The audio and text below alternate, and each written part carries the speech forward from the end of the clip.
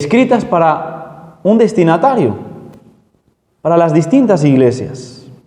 Las iglesias de la provincia de Asia Menor, la actual Turquía, y conocemos la lista de estas iglesias. Si no es así, lo recuerdo: Éfeso, Esmirna, Pérgamo, Tiatira, Sardis, Filadelfia y Laodicea.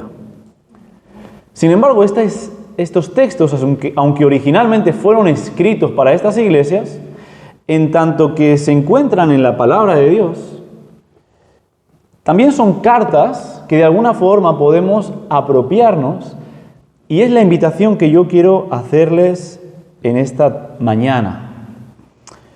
Estas cartas van a compartir algunas similitudes entre sí. Si nosotros tenemos en cuenta la estructura de estas distintas cartas, vamos a ver cómo todas de alguna u otra forma encajan en esa estructura. Empiezan con un saludo, que ya hemos leído y escuchado, una alabanza, un elogio. Hay un consejo, que puede también ser una crítica o una llamada de atención o una reprimenda severa. Pasamos a una invitación, arrepentimiento, con cambio, conversión, renovación del pensamiento, fidelidad. Y finalmente terminan todas con una promesa. Esa es la estructura común que encontramos en las distintas cartas. Sin embargo, hay diferencias. Todas estas cartas se escriben a iglesias en distintos contextos, que están en una determinada situación, sobre todo interior, como comunidad. Pérgamo, Tiatira y Sardis están débiles, ahí, tibias. Laodicea y Éfeso, en peligro de muerte.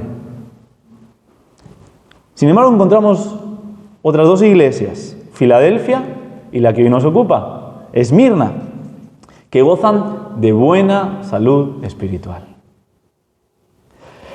Y uno podría pensar, bueno, tal vez porque todo iba bien, tal vez porque el viento iba en favor de ellos, tal vez porque caminaban sobre una alfombra de rosas. Así cualquiera puede gozar de buena salud espiritual. La realidad es que gozaban de buena salud espiritual a pesar de la adversidad, de la pobreza, de la pequeñez y de la fragilidad. Y por eso el Señor ponía, entiendo, en mi corazón este texto, porque nos lleva a profundizar en este misterio. ¿Cómo es posible que en medio de la fragilidad una iglesia pueda gozar de buena salud espiritual? Esmirna es la iglesia en la que te invito a que hoy podamos reflexionar.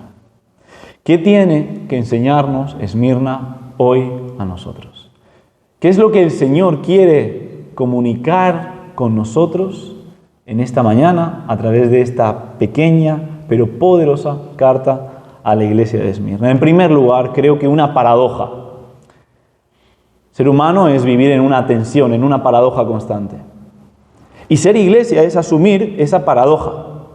Porque podemos ser vistos, catalogados, definidos por los demás y por nosotros mismos, según nuestros criterios humanos, como pobres.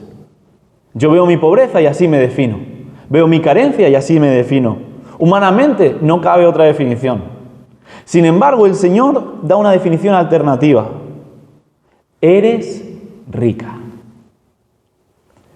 Convivimos en esa paradoja entre lo que yo percibo, lo que yo detecto, lo que yo digo, y por otra parte, lo que dice el Señor. Lo que dice el mundo y lo que dice el Señor. Estás en un momento de sufrimiento, de persecución. ¿Sabéis? La iglesia de Esmirna es conocida por contar entre sus filas con muchos de los mártires de la iglesia primitiva. Nosotros hablamos mucho de la iglesia primitiva, ¿verdad? Y hablamos de los mártires de la iglesia primitiva. Muchos de estos mártires se encontraban sentados en algún momento de sus vidas en las filas, en los bancos, si es que acaso eso existía, de la comunidad de la iglesia en Esmirna. Y esta iglesia aprendió a vivir en la oposición, aprendió a vivir con las dificultades, sin dejarse corromper por ellas. Y nosotros de alguna forma también convivimos con dificultades, con oposición, con adversidad. Y es una tentación ceder. pagar con la misma moneda. Esta iglesia, en la oposición, se mantuvo fiel y aprendió a no temer, como hemos leído. Aprendió a confiar. Y estas son decisiones que tenemos que tomar en algún momento.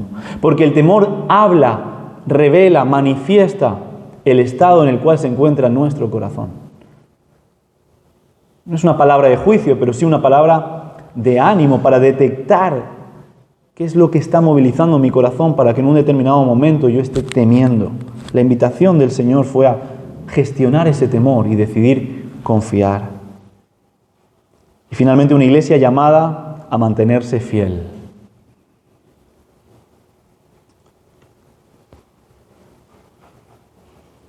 Y vamos a ir deteniéndonos paso por paso en estos puntos que yo he medio esbozado aquí. En primer lugar, versículo 9 dice: yo conozco tu tribulación y tu pobreza, aunque eres rico.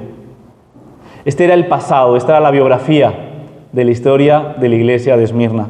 Toda iglesia tiene una biografía. Hasta aquí hemos llegado y hasta aquí el Señor nos ha ayudado.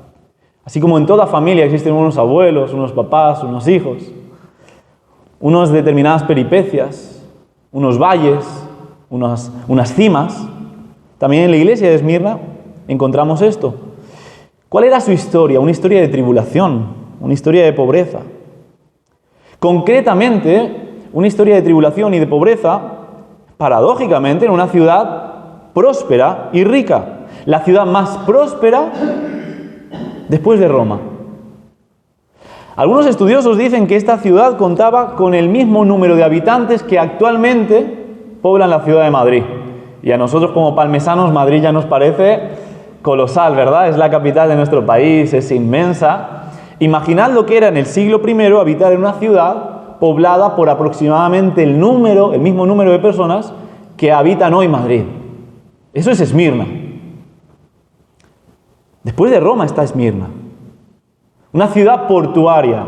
El comercio circulaba a través de los puertos, de los grandes puertos. Es decir, una ciudad rica, una ciudad opulenta, una ciudad próspera. Pero no solo es una ciudad de altura intelectual. ¿Os suena un tal Homero? ¿Alguien tiene en la biblioteca, no sé si ha leído, pero al menos tiene en la biblioteca la Ilíada y la Odisea? Que son los pilares de la literatura universal. ¿Sabéis dónde nació? Lo podéis deducir. En Esmirna.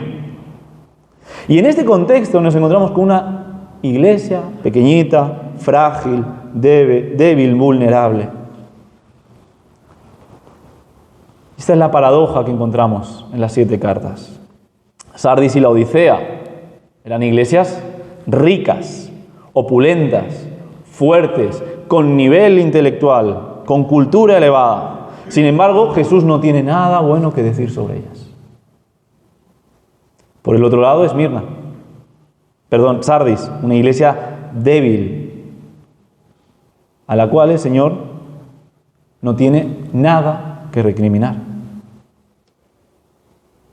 ¿Qué es lo que esto no quiere decir? Esto no es un silogismo que establezca que una iglesia frágil, humanamente hablando, siempre va a ser una iglesia fuerte espiritualmente hablando. Ni quiere decir que una iglesia fuerte humanamente hablando, como nosotros podamos definir eso, con capacidad, con afluencia, con lo que fuere, necesariamente es una iglesia débil espiritualmente hablando. Martin Lloyd-Jones,